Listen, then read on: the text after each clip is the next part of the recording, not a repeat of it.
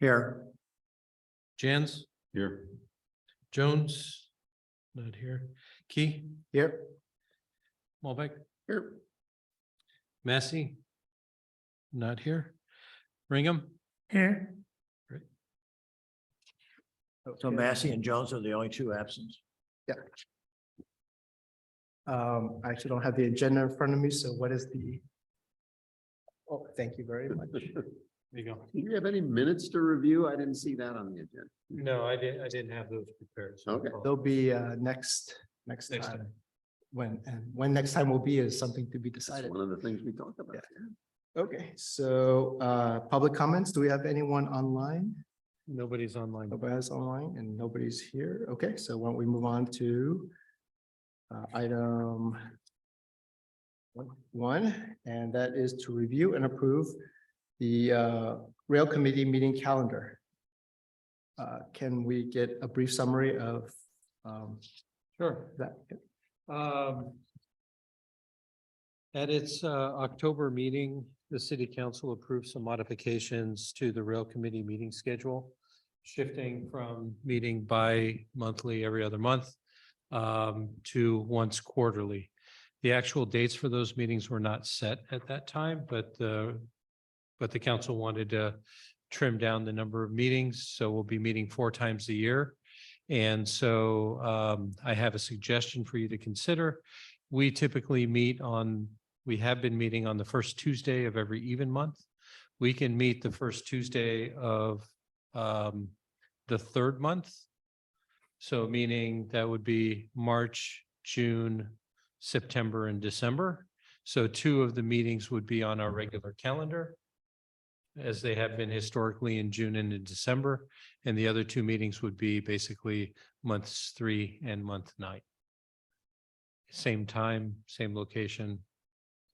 It's a suggestion. but That's a, We were gonna have a presentation at the next meeting, so I think that March was all right with the presenter from Palo Alto. So March is, if that's all right with you guys, Yeah. the first Tuesday in March, which is not, I thought it was the second, but it's not. Yeah, we're the first Tuesday of the month. Yeah, that's fine with me. Starting with March every 3rd month.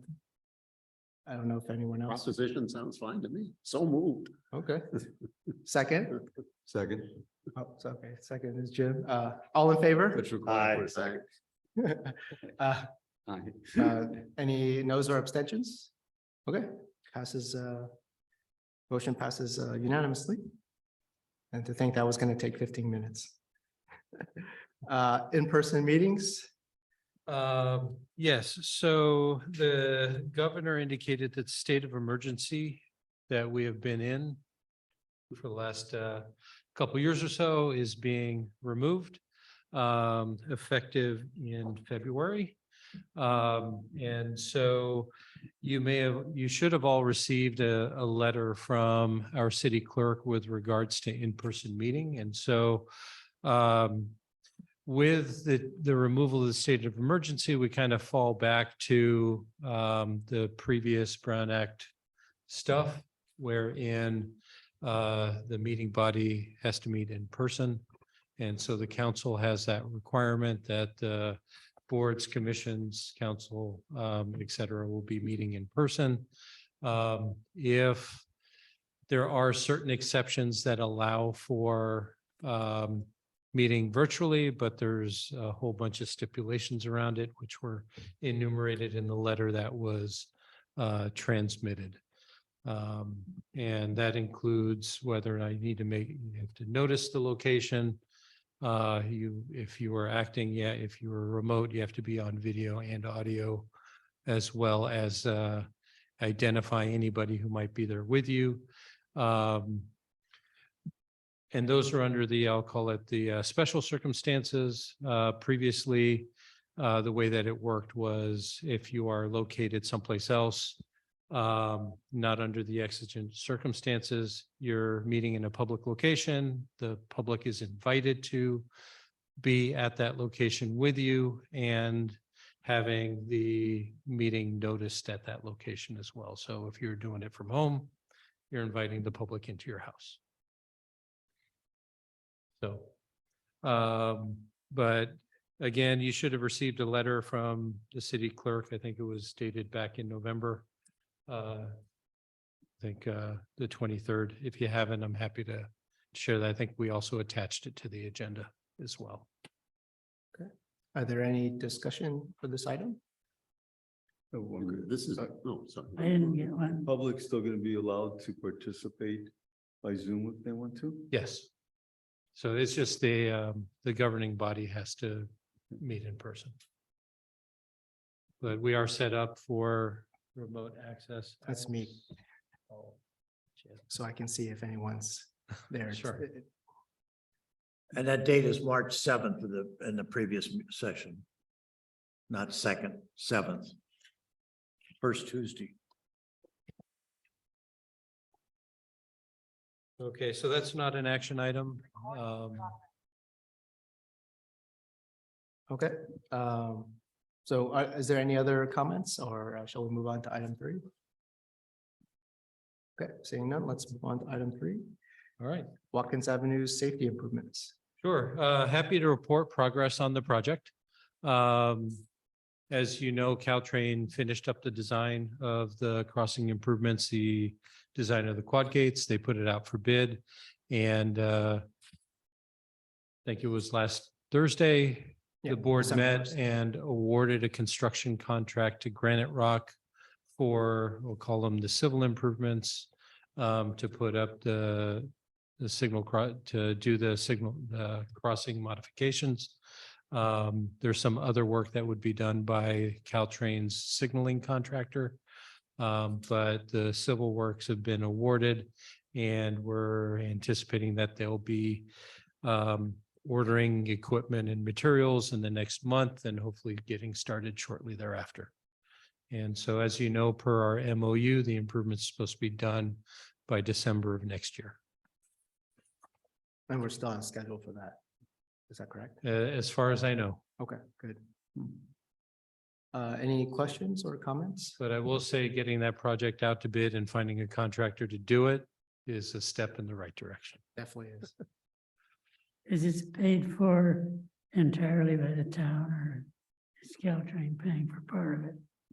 No, there was a grant through the Transportation Authority that paid for it, that's San- paying for it. San Mateo County Transit Authority is paying for most of it. There's probably a small part being paid for by. Yeah, I think I mean, for all of the improvements along the corridor stretch, I think they allocated, I think, around $4 million. And so that included the work that was done already with regards to closing the station, putting up the safety fencing, removing the the platform. We have a small allocation for the work that we're doing at the station building. And the crossing improvements are the biggest ticket item. Yeah, I think the money was originally set to improve the stations to prepare for electrification and I think also remove the holdout, but by closing the station, they then use the money for putting up that fencing and doing the quad gates, so. Is there progress on modifying the station, turning it around, that sort of stuff? Are those contracts out or? We went to just because it's related, we went to the council at their last study session for going over the design. It's being packaged for bid. Right now it's in for the building permits and we're going to be going to council. I think at their next meeting to get authorization to put it out to bid. Have we seen what it's gonna look like, or are there drawings that exist? I can share with you the information that we shared with the council. That's. Yeah, there's something we can do. drawings. There's but some drawings. Yeah, mock-ups that they have, yeah. Is the station going to be moved? One more time? Is the station going to be moved? Well, the station's closed, so, Yeah. Is it? but gonna the be- building still will remain there. The little Atherton station, train station building, yeah, will remain there, but it'll be repurposed. It'll be enclosed. It'll turn into a museum. A small museum. And as I recall, the Caltrain sort of turned the station over to us but they have the right to pull it back? If Well, they we can have a- maintenance of it or something? We have what's termed a maintenance and use agreement with them. Okay. And so it's 20 years with 5-year renewal periods. That gives us the rights to use their property. Any improvements we do, obviously, they'll have to give their rubber stamp to say it's okay. Hmm. But if they need the property for rail purposes, they do have the right to take it back. But at this point in time, we don't envision that happening. Yeah, I assume that the understanding was that if they reopened the station, then they could use it there. I assume that. the Well, we point- have more, they- I said, the parking along the tracks is their property. Part of it. Part of the That first strip. entire parking strip, not the road portion, but Right. that parking strip is Right. theirs. Okay, And so as part of the maintenance and use agreement, it allows us to just use it for our parking. but I mean, they don't have the right to take the station and disassemble it and move it to some other location, do they? They are the underlying property owner. It is theirs. It's unlikely that they will do Mm. that. And particularly with us asking for permission to improve it and take care of the deferred maintenance that they Yeah, let go. sure. Any other questions or comments? That's what barricades are for, Jim. Or the police. Or the police. That's true, it's our jurisdiction. I don't see any public comment here. Do we have any other comments before we move on? No? Okay, let's move on to item 4, the Caltrain update. Okay, so I think that there's a couple of big items that have gone on and are going on. The first one is, since we've met last, Michelle Bouchard has been appointed as the permanent director for Caltrain. She was interim, and then the board approved her as being permanent. And then the other big thing that's going on is the signaling modifications that are happening, transitioning over to the 2-speed check. I believe everybody that lives along the corridor within, I think, a quarter mile received a letter from Caltrain. Yeah. Regarding that work. And so that work has started this week. That's the one. Oh, if anybody didn't get it, I have a copy. Yeah. I'd like to see it. I think I have one. Oh. Okay. Yes, so I think over the next 2 weeks, they're gonna have a reduced schedule. Yeah, so during the weekdays, they are reducing from 104 trains per day down to 68. And they are using a bus bridge over the weekend from Mountain View, I think, coming Yeah, up. to like Belmont or something. What Yeah, are those so- trains again? They're reducing from the regular schedule of 104 down to 68 during the weekdays Next 2 weeks. for the next 2 weeks. Now, the 104, what is that per day or? Yeah. Well, how much, what is it during the rush hour per hour, for 1 hour? 4 or 5. Well, in, Yeah, in one direction or both?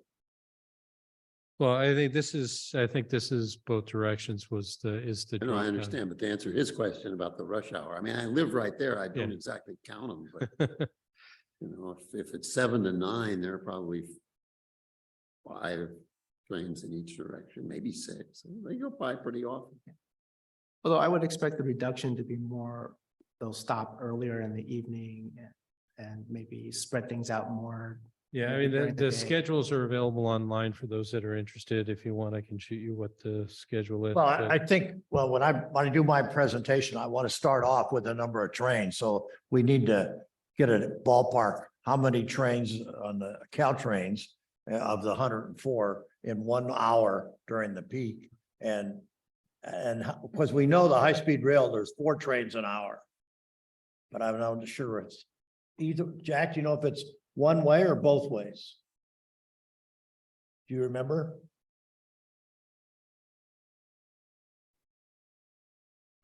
Jack, do Okay. you remember? Because you were the one that were. But that was why I wanted to talk to Paul, because he's got those numbers. Yeah. He had them very. Well, the Caltrain numbers, I mean, you can download the timetable from Yeah. from their website. The high speed, that numbers, I Well, think their it's speed is 40. 110 miles an hour. Up to, yeah. Yeah. Up to on electrification. I think electrification, I think they're planning in the 90s, but I think that everything's rated to go up to about 110 for Yeah. the high-speed rail. And I think 110 is the limit for if you don't have grade separation. So Yeah. that's why they won't go above 110 because there's Okay, actual. well, I see you let's- got it. I think let's we're getting a try- little off topic. let's try and get back to Yeah. the topic. So, what you will be noticing, as indicated in the letter, is that, they're going to be doing a lot of train testing over the weekend and in off hours. And so you will be hearing train horns along the corridor as they run those trains. And so they're really doing it to check the two, as they transition over to that two-speed check system to make sure that it's detecting things, So at properly. the two the two rail crossings here. But it's, like I think the indication was, it's a longer stretch than just us. Yeah. And so, So are they doing that testing at every rail crossing? yes. All along the line? Huh? No, well, this is the second phase, I think. They've already done it in the San Mateo, Burlingame area. That section was already done. And so this is the next segment down the line, and I believe it goes down to Mountain View. Any other comments or questions? I don't know if anybody attended any of the Caltrain meetings to provide any additional updates, but these are the big ticket items. I attended all the local policymaker meetings. Yeah, but as far as I would say, this is probably the biggest thing that's affecting our residents at this point in time. Well, I have noticed more train noise, but it goes more than 2 days ago, like the last week or two. Did you notice anything, John? No, not Yeah. really, but. Well, I'm gonna say, I can tell, I mean, they're empty. I don't know why they don't leave it at 68. so I will tell you that, there have been people working in and around the tracks in general. And so as that happens, the conductors are honking their horns. Okay. Moving on to item 5, High-Speed Rail Authority update. I don't really have any items regarding high-speed rail other than the news articles that have been shared with the committee and the public as attachments to the agenda. There's not really anything active as far as I'm aware of going on right now in the peninsula. Yeah, the only update I have is since we haven't had a meeting in a while, that the final EIR was updated for the San Francisco to San Jose segment. So that was back in August, but we had already met and then they approved it. So just to make sure everyone on the committee knows, and you probably send an article indicating that such too. Yeah. So Somebody's up there suing them for running their station through a previously arranged for development or something. Is that? the Yeah, lawsuit Millbrae serious? is, I think Millbrae is Yeah. going through some legal stuff with them with regards to the station design. and Brisbane isn't too happy about the facility Yeah. design that they have. So, yeah. Any comments or questions on HSR? No? Okay. Why don't we move on to item 6? Okay, so item 6 is an opportunity for the committee to discuss rail-related activities in our neighboring jurisdictions. I think as we were planning to meet last time, City of Menlo Park has hired their consultant to evaluate crossings and quiet zones, I believe. And so we haven't heard from them in a bit, but that's moving along. I think they're anticipating about a year-long contract for that. And then additionally, I know that Member Conlon has been in touch with Palo Alto with regarding the studies that they've done over there and has been working with them to have them come and give a presentation on the alternatives that they have been reviewing.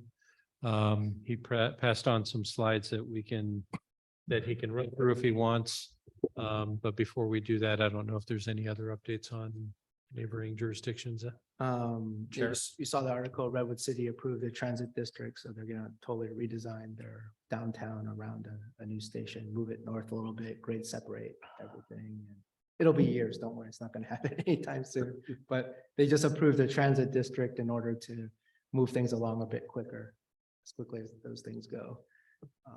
Well, there was an old design that was used in high-speed rail presentations from years ago that showed sort of a street level high-speed rail train going by and an entire huge plaza around it depressed, going underneath it. Yeah, it Look looks like they're nice. just gonna raise well, who knows what they're gonna do, Yeah. but they do want to grade separate as many things as possible in through Redwood City, so that's part of what they're doing with the transit district, at least for the downtown area. Should I go ahead? Does anyone else have anything before we turn it over to Greg? Well, I have one other item. You probably all saw that Santa Clara is moving forward apparently in purchasing a tunneling boring machine, yeah. tunnel boring machine for BART. And so maybe when they get finished with the BART tunnel in say, 10 years, then they could use it to dig a tunnel for Caltrain. That is, as a mechanical engineer, that is one wonkin machine. Huge. 50 Yeah, I miles think if I diameter recall, it's like bore, a 50-foot diameter machine. or something. $400 Something like billion that. machine. Yeah, yeah, Love it. because it's big enough for two tracks, I think was the plan, one Yeah. single bore rather than two. Two in small bores. bores, yeah. Right. 52-foot diameter. Well, there was a similar machine that was used to lower an elevated viaduct in Seattle. Big Bertha was called, I remember that, and it broke down and they had to pull it out and it took like years, like 2 or 3 years before they were able to pull it out, fix it and put it back in the ground and continue. But they eventually did it. We should talk to the people that built the tunnel. Well, Greg, why don't you go ahead? on your Yes. update? Yeah, let me. Yeah, what happened, they had a rail committee meeting and I went to it for 3 hours long and they, and this is a guesstimate of mine. They've spent about $1 million on designing alternatives. I mean, you can't believe the detail that they've gone through for that, for the last 3 or 4 years in considering these alternatives. And the main alternatives that I think is appropriate for us is the 2 intersections, East Meadow and Charleston. They're about 1.5 miles apart. And that's pretty close to the distance we would have if we had a trench. We'd probably have to go 1.5 miles from Redwood City to Menlo Park. But just let's concentrate on what they're doing, not what we could do. But they've considered 3 alternatives for each of those 2 intersections. And they're trying to figure out which one they're going to do. But I think definitely they're going to do one of the 3 for each intersection. And the first alternative they're going to do is a trench. And I don't think that these slides are going to be very helpful because they're so small. The tracks are trenched or the road is trenched? Tracks. The tracks are trenched, okay. So here's a slide, but you can't, it's hard but you can see, well, you have to, yeah. If you look at the trench, it's coming down at about 2%. 2%. And it's 1.5 miles long, and they're figuring $115,000 per square foot. So it's about $800 million to build that trench for the 1.5 miles. So that's not gonna happen. So that's their first alternative.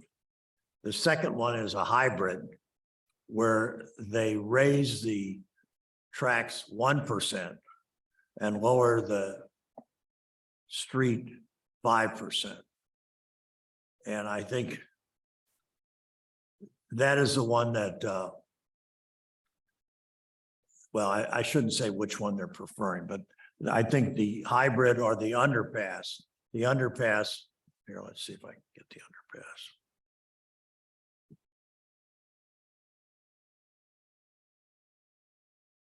So this is, we say relatively typical to the grade separations that they have been doing now, where they elevate the tracks to provide some clearance, and then they lower the intersecting roadway. You know, So like to- Fifth Avenue. like Fifth Avenue, or, you know, in San Carlos, there's a whole bunch of them. I'm not sure they raised the track at Fifth Avenue, but I don't know if they raised the track or not, but it's. They an under- lower. Yeah, but Caltrans has approved a 1.1% increase in the track, raising it. And that's what you see there, and then so that's, So in this example here, they're elevating the track about 14 feet and lowering the roadway by about 6 from where the existing ground is to. and I think it's similar to Fifth Avenue. Well, I mean, 1%, 14 feet, that's a 1,400-foot approach. I mean, that's a lot. It's not insubstantial. I mean, it is, and then Trivial. in this case, they're keeping it elevated all the way across. And so you have, you know, depending on how they do it, a lot of times they have the geotextile structures that support the elevated track. All the elevation or depression is gonna stay within the Palo Alto city limits, right? They're not relying on help from. You say that again? So is all the movement of the tracks up or down staying within Palo Alto city limits? Yes. Meaning that Mountain View does not have to, you know, approve like, okay, we're gonna move your tracks up a little bit so they can get enough elevation or. There's a consulting firm that's helping all three cities, Okay, Mountain View, Palo Alto, and Menlo. Okay. And if, you know, if we ever decided to do something, the logical thing would be for us to do the same, to get that same consulting firm to help us if we decided to do something. But just going back now on the trench, for 1.5 miles, they're estimating $800 million. And for the hybrid, where you raise it 1 degree and lower it, they're estimating 190 to $200 million for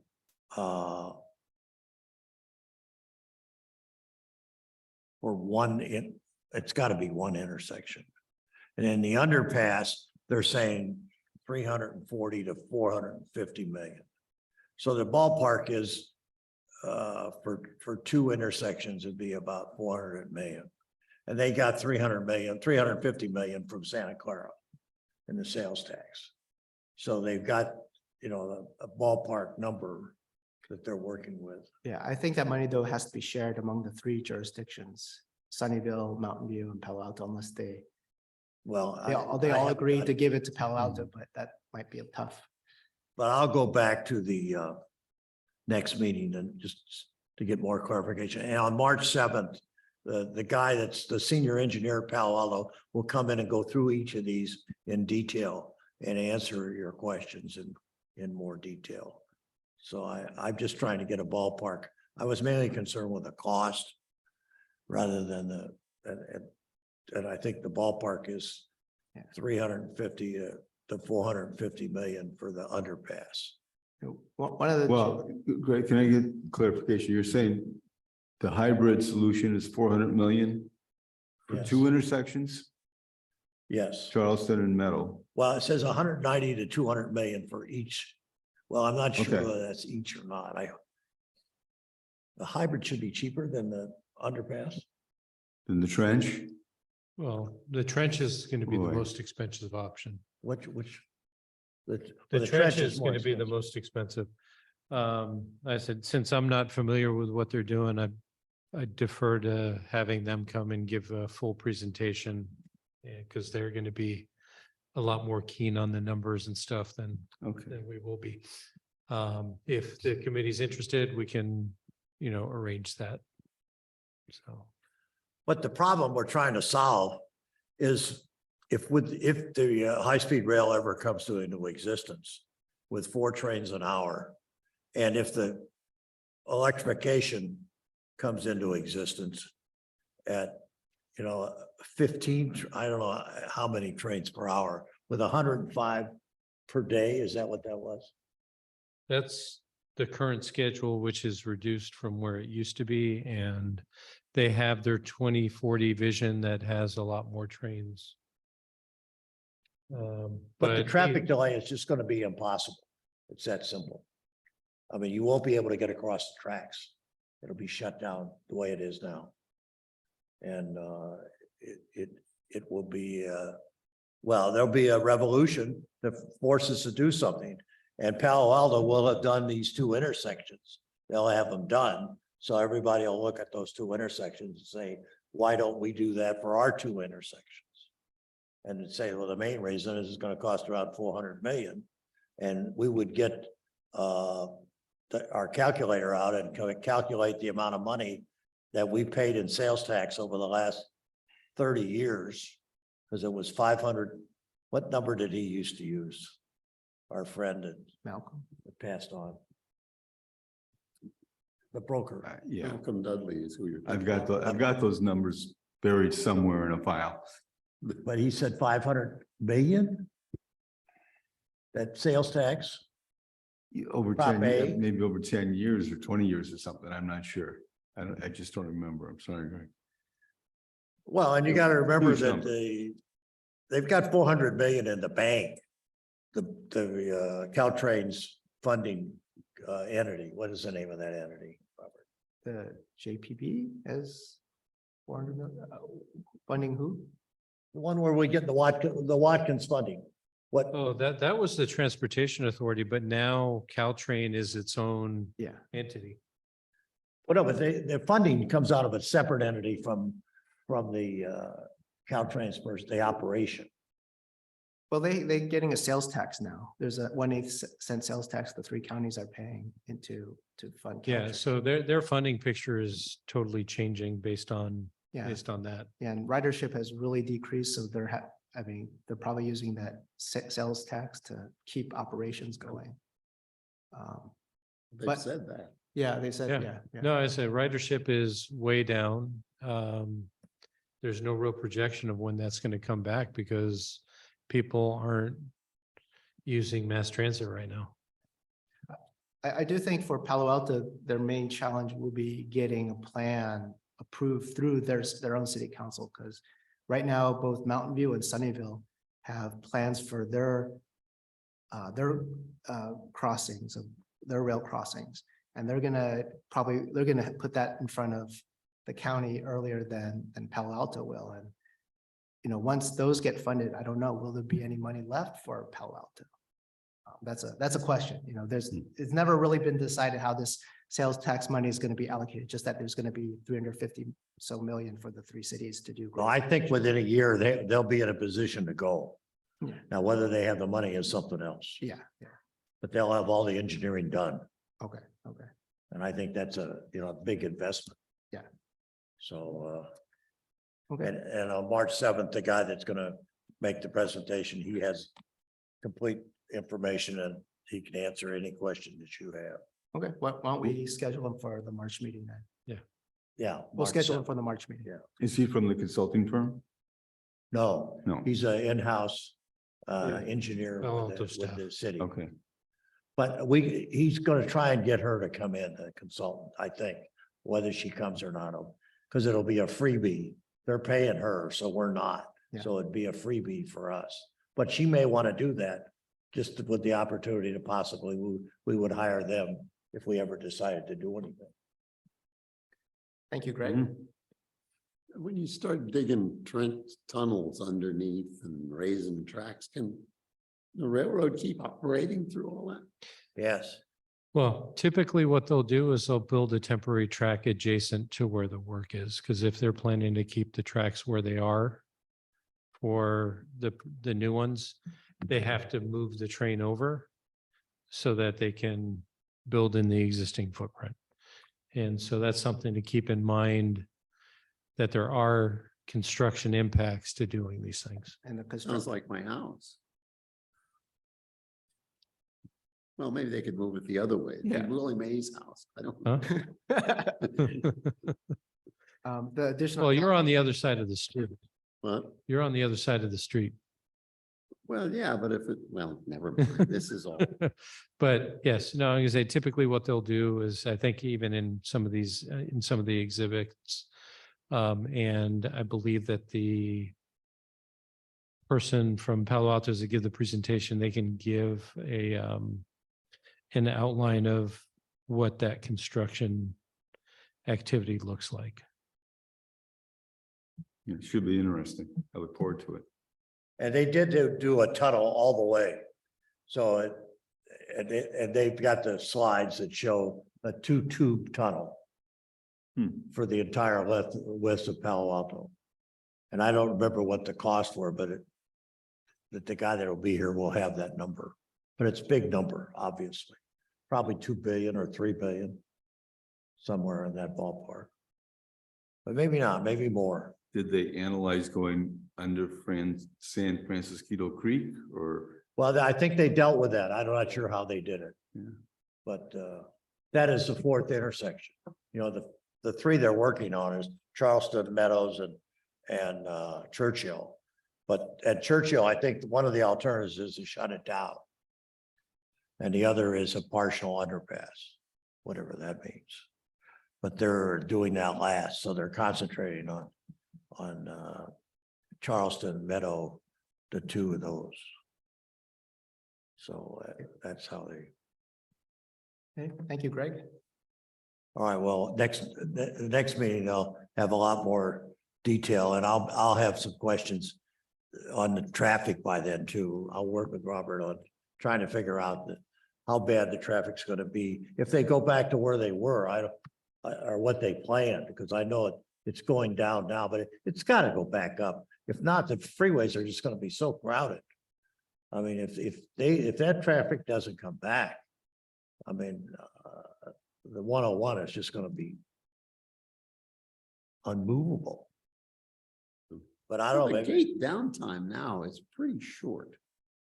I mean, I've lived there for a long time and I got used to the gates being down for 2 minutes when they stopped and started again. But boy, now when they come through, the gates are down for, certainly less than It 90 may seconds. change with dual speed check.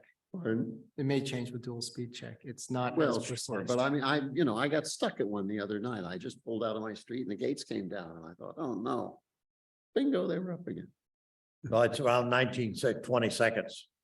I clock it every time I get behind the Well, I gates. think it's more than that. Or more. Well, it's probably more than that, but it's the actual time where it's down and up. But I don't know. It's probably more, it's probably a minute. So why don't we move on to the future agenda topics? Is there anything besides having the consultant from Palo Alto come in? Is there anything else you guys want to have on a future meeting? Well, if we get somebody from Caltrans to pin down the number of traffic, would really be good. On the peak hours. I mean, we could probably look that up ourselves. I mean, we could probably look that up ourselves, what. Well, if we can't, then I would get Caltrans to. I mean, we may have it in total, but they probably have it by hour. Yeah, well, if you, I can look it up. If you just send me what time period you're looking at, like 4 to 6 PM or something like that, or?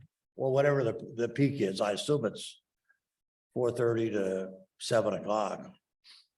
The evening peak. The evening, just the evening peak, I can look for that. It's what they project.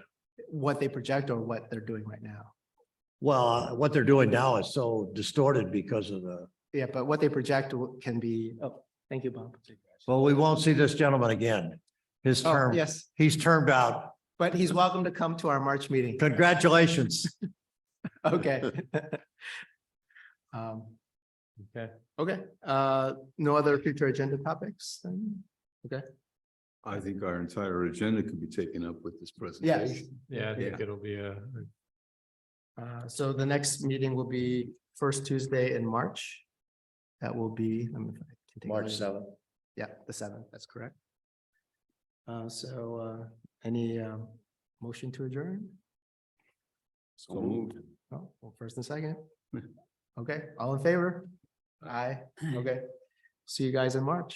great. It's Thank gotta you, be a everybody. record, 45 There minutes. was a period of time, I don't remember what we were looking for, but that I used to monitor the Caltrain meetings.